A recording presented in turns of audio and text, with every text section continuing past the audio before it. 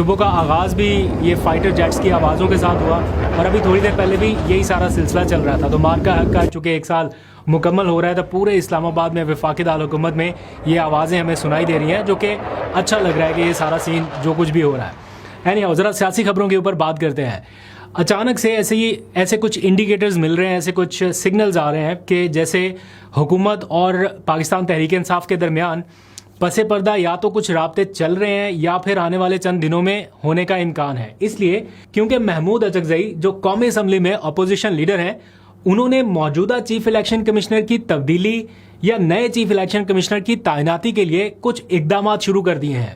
اور یہ سارا کچھ تب تک نہیں ہو سکتا جب اپوزیشن لیڈر اور وزیر اعظم کے درمیان رابطہ نہ ہو. آج دن کے وقت یہ خبریں سامنے آنا شروع ہوئیں کہ محمود اچکزئی نے بطور اپوزیشن لیڈر قومی اسمبلی میں لکھے جانے والی جو خط و کتابت ہے یا جو بھی خطوط لکھے گئے اسپیکر قومی اسمبلی کو یا سابق اپوزیشن لیڈران کی جانب سے اس حوالے سے جو بھی کورسپونڈنس ہوئی ہے وزیر اعظم کے ساتھ, آپ کو پتہ ہے عمر ایوب صاحب بھی خط لکھتے رہے ہیں کہ جناب چیف الیکشن کمشنر تبدیل کیا جائے یا اس کے لیے پروسیس شروع کیا جائے, تو اس کا پورا ریکارڈ منگوا لیا ہے.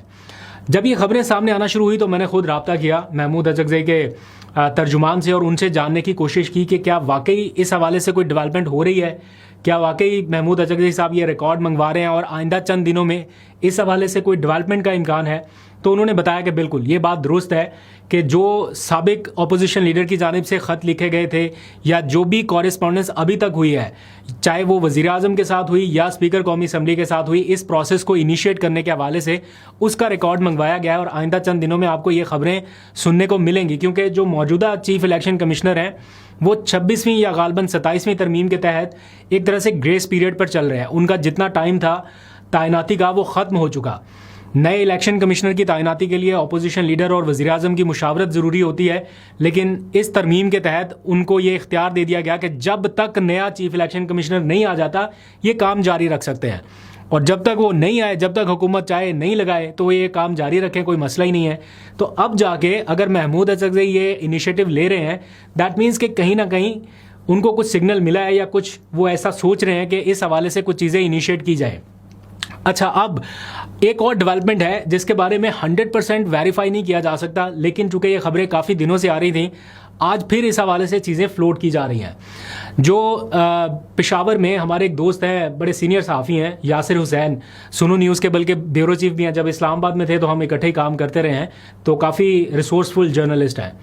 وہ کافی دنوں سے یہ خبریں دے رہے ہیں. مجھے ایسا لگتا ہے کہ وہ کہیں نہ کہیں علی امین گنڈا پور کے بھی قریب ہیں یا ان کو خبریں مل جاتی ہیں اس کوارٹر سے, اور دوسری سائڈ پہ وہ سہیل آفریدی والے جو سائڈ ہے وہاں سے بھی خبریں نکال لیتے ہیں.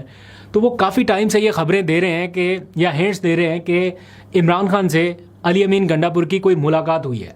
ان کے مطابق, وہ میری آج ان سے بات بھی ہوئی, وہ کہتے ہیں کہ یہ چیزیں جو ہیں علی امین گنڈا پور تردید نہیں کر رہے اس کی, اور ہمارے پاس جو انفارمیشن آ رہی ہے وہ کچھ ایسی ہے. اچھا, میں نے ابھی تک اس حوالے سے بہت ساری افواہیں تو سنی ہیں, لیکن کہیں سے کوئی کنفرمیشن ابھی تک نہیں ہو سکی. اوبیسلی اگر کوئی بہت خاموشی سے یہ ملاقات ہوئی ہے جس کی تردید علی امین گنڈا پور نہیں کر رہے, تو اس کو اتنی اوپنلی اناؤنس یا اس کو ایکسیپٹ تو کوئی نہیں کرے گا. بہرحال یاسر حسین صاحب چونکہ رپورٹر ہیں وہاں پہ پشاور کے مقامی اور ان چیزوں کو بڑے قریب سے کور کر رہے ہیں, تو آج انہوں نے ایک ٹویٹ کیا. میں آپ کو جلدی سے وہ ٹویٹ پڑھ کے بتاتا ہوں, پھر اس کے اوپر بات کرتے ہیں. وہ کہہ رہے ہیں کہ عمران خان کی رہائی یا کہیں دوسرے مقام منتقلی, مذاکراتی عمل کا فائنل راؤنڈ آخری مراحل میں داخل ہو چکا ہے. معاہدے کے تحت کئی عرصے سے اڈیالہ جیل کے باہر جا کر شور شرابہ بھی نہیں کیا جا رہا. یعنی اڈیالہ جیل کے باہر پی ٹی آئی کے ارکان اسمبلی کا نہ پہنچنا, وہ اس کو کسی معاہدے سے تشبیہ دے رہے ہیں. بہرحال یہ ان کی اپنی ذاتی رائے ہو سکتی ہے. پھر وہ لکھتے ہیں کہ بشرا بی بی کی عمران خان سے دوسری ملاقات کے بعد اب حتمی جواب لینے کے لیے اڈیالہ میں جلد اہم ملاقات متوقع ہے. اہم ذرائع, اب اس میں کس سے ملاقات متوقع ہے انہوں نے اس کا نام نہیں لکھا, لیکن میں نے جو ان کو فون کیا انڈرسٹینڈ کرنے کی کوشش کی, ذرا ہمیں بھی پتہ چلے کہ پشاور کے حلقہ احباب میں کیا چل رہا ہے, جو جرنلسٹ برادری ہے یہ وہاں پر ان کے پاس کیا انفارمیشن پہنچ رہی ہے. تو وہ یہ بتا رہے ہیں جو میں ابھی تک انڈرسٹینڈ کر پایا ہوں. ان کا اشارہ علی امین گنڈاپور کی طرف یہ ہے کہ وہ شاید بہت جلد جانے والے ہیں یا ان کی کوئی ملاقات ہو سکتی ہے کوئی جواب لینے کے لیے. تو اس طرح کی سچویشن اس ٹائم ذرا ہائی پکڑ رہی ہے. بہرحال اگین آئی ریپیٹ کہ اس کی کوئی 100% کنفرمیشن نہیں ہے. بعض اوقات ایسا بھی ہوتا ہے کہ ایسی کچھ خبریں جو ہیں وہ مارکیٹ میں فلوٹ بھی کی جاتی ہیں کچھ ایک کوارٹرز کی جانب سے, تاکہ کسی دوسرے کو ذرا انڈرمائن کیا جا سکے کہ آپ کے پاس اختیار ہوتے ہوئے بھی آپ کچھ نہیں کر پا رہے اور ہمارے پاس اختیار نہیں ہے بٹ پھر بھی ہم اپنے تئیں یہ کوششیں کر رہے ہیں. تو سم ٹائمز ایسا بھی ہوتا ہے. بہرحال اس کو ذرا اور ڈگ آؤٹ کرنے کی کوشش کریں گے. آپ اپنی رائے کا اظہار کیجئے کہ کیا ایسا ممکن ہے, ایسا ہو سکتا ہے یا ہو رہا ہوگا یا نہیں. آگے بڑھتے ہیں. اب اڈیالہ کے باہر یہ تو کہہ رہے ہیں کہ کسی معاہدے کے تحت لوگ وہاں پر نہیں پہنچ رہے, لیکن اسی منگل کے روز کیا ہونے جا رہا ہے وہ آپ کو پتہ چل جائے گا, کیونکہ ایک بڑا شو ڈاؤن پلان کیا جا رہا ہے. سارے KPK کے ارکان اسمبلی, سارے ILF کے لائرز اور عہدیداران, ان سب کو بلایا گیا ہے کہ سارے وہاں اڈیالہ جیل میں اکٹھا ہوں اور ایک بھرپور قسم کا شو ڈاؤن کیا جائے. تو اگر کسی کا کوئی ایگریمنٹ یا کوئی معاہدہ ہوا ہے تو پھر پتہ چل جائے گا کہ کون وہاں پہ نہیں پہنچتا, اور اگر جو لوگ پہنچ جائیں گے دیٹ مینس کہ وہ اس طرح کی کسی چیز کے زیر اثر نہیں ہے. اچھا, اسی روز منگل کے روز زیادہ تگڑا شو ڈاؤن اس لیے ہوگا کیونکہ, یا زیادہ نظریں اڈیالہ کی جانب اس لیے رہیں گی کیونکہ آج ہی اسلام آباد ہائی کورٹ نے منگل کے روز ہی اڈیالہ جیل کے سپریڈنٹ کو طلب کر لیا ہے بشرا بی بی کے ایک کیس میں, جس میں انہوں نے, ان کی بیٹی نے یہ کہا کہ ہماری ان سے ملاقات نہیں ہو رہی یا معالج تک رسائی نہیں دی جا رہی. تو اس میں پہلے بلایا گیا تھا اڈیالہ جیل کے سپریڈنٹ کو, وہ نہیں آئے تھے. اب ایک بار پھر عدالت نے انہیں طلب کیا ہے اور آج اس کا باقاعدہ تحریری آرڈر جاری کر دیا ہے کہ 12 مئی کو یعنی منگل کے روز اڈیالہ جیل کے سپریڈنٹ ریکارڈ کے ہمراہ پیش ہوں. ایک طرف PTI کے ارکان وہاں پر پہنچے ہوئے ہوں گے, ملاقاتی بھی وہاں پر ہوں گے کہ ہماری ملاقات کرائی جائے, شور شرابہ ہو رہا ہوگا, اور دوسری جانب اڈیالہ جیل کے سپریڈنٹ کو اسلام آباد ہائی کورٹ طلبی کا سامنا ہوگا. اب دیکھتے ہیں کہ وہ آئیں گے یہاں پر یا ایک بار پھر سے وہ کہیں گے کہ جناب چونکہ منگل کا روز تھا, یہاں پر میری ذمہ داری کا تقاضا تھا کہ میں اڈیالہ جیل میں رہوں کیونکہ اتنی چیزیں باہر ہو رہی تھی اور راستے بند تھے تو میں نہیں آ سکا. کچھ اس طرح کی سچویشن بھی ہو سکتی ہے. بہرحال اس کے اوپر نظر رکھیں گے. اچھا, اب کل سے یا آج سے جب آپ یہ ولاگ دیکھ رہے ہوں گے تو 9 مئی کا آغاز ہو چکا ہوگا. تو اب تقریباً 3 برس کا عرصہ گزر چکا. جو گرفتاریوں کا سلسلہ اس وقت شروع ہوا تھا وہ لگ بھگ ویسا سلسلہ ابھی بھی جاری ہے. اس کیس میں نہ صحیح, لیکن اس کے جو کانسیکوینسز ہیں یا جو سرکمسٹانسز اس کے بعد پیدا ہوئے, ابھی تک گرفتاریوں کا سلسلہ جاری ہے, وہ اثر ختم نہیں ہوا.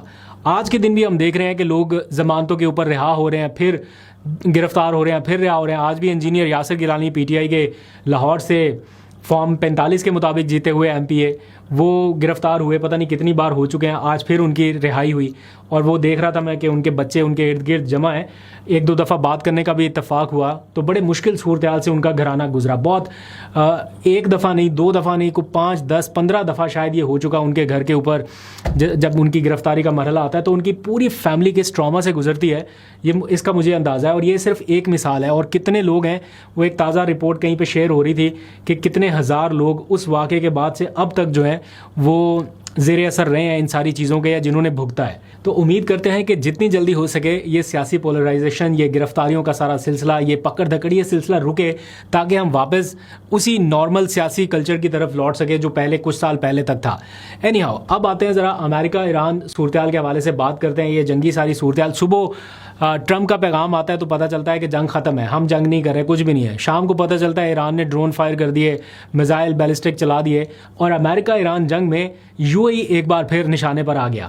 اور آج ہی تازہ ترین اطلاعات کے مطابق کو تقریباً 3 کے قریب بیلسٹک میزائل یا 2 کے قریب بیلسٹک میزائل اور 3 ڈرون جو ہیں وہ ان کی جانب فائر کیے گئے. یعنی ایران نے ایک بار پھر ڈکلیئر کر دیا ہے کہ UAE جو ہے وہ ہمارا ٹارگٹ ہے. اور وہ جب ان کو موقع ملتا ہے, جب امریکہ ان کو سکویز کرنے کی کوشش کرتا ہے یا ان کے شپس کو نشانہ بناتا ہے, تو UAE کیا کرتا ہے, امریکہ کو تو ٹارگٹ کر نہیں سکتا, تو وہ UAE کو نشانہ بناتا ہے, چونکہ ان کو لگتا ہے کہ یہ سہولت کار ہے, اور وہاں سے کارروائی جو ہے وہ شروع کر دیتے ہیں.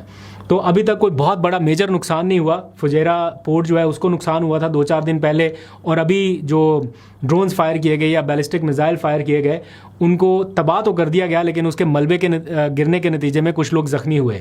تو UAE ایک کانسٹنٹ اس تھریٹ میں ہے یا اس ٹارگٹ لسٹ میں ہے ایران کی, کہ ایران کو جب بھی کسی حملے کا سامنا ہوگا تو وہ بدلہ لے گا ادھر جا کے. تو اس کی وجہ سے مڈل ایسٹ کی صورتحال جو ہے یہ نارمل نہیں ہو پا رہی. چونکہ UAE ایک بڑا حصہ ہے مڈل ایسٹ کا یا ایک بڑا اسٹیک ہولڈر ہے, تو جب تک وہاں پہ سچویشن نارمل نہیں ہوگی یا ایران میں نارمل نہیں ہوگی تو پورا مڈل ایسٹ جو ہے وہ اس ساری صورتحال سے گزرتا رہے گا یا ایک طرح سے ڈیل کرتا رہے گا. اگر کوئی انڈر ایسٹیمیٹ کرتا ہے کہ ایران کے پاس اب میزائل ختم ہو گئے یا ان کی پاور ختم ہو گئی تو ہم نشانہ بنا لیں گے, ایسا بالکل نہیں ہے. CIA اس کی تازہ ترین رپورٹ کے مطابق ایران کے پاس اپنے 70% میزائلوں کا سٹاک ابھی بھی برقرار ہے. یہ امریکن CIA رپورٹ کر رہی ہے, کوئی اور نہیں. ان کے اپنے انٹیلیجنس حکام یہ سمجھتے ہیں کہ ایران کے پاس 70% میزائلوں کا سٹاک ابھی باقی ہے, اور ایران کے مطابق وہ کہہ رہا ہے کہ 70% نہیں ہے, 120% ہے. ہماری کیپیسٹی ہم نے اس جنگ کے پاز کے دوران یا یہ جو جنگ بندی رہی ہے اس کے دوران ہم نے اتنی بڑھا لی کہ وہ 120% تک واپس پہنچ چکی ہے. تو یہ سچویشن اس ٹائم فیس کرنی پڑ رہی ہے پورے مڈل ایسٹ کو. لڑائی کس کی اور کس کی ہو رہی ہے, نقصان کدھر ہو رہا ہے, پیٹرول کی پرائسز کدھر بڑھ رہی ہیں, سب جگہ پہ مسئلے مسائل چل رہے ہیں. آئی ہوپ کہ سچویشن جلدی نارمل ہو جائے. ابھی تک کے لیتے ہیں, اپنا بہت سا خیال رکھیے. اللہ حافظ.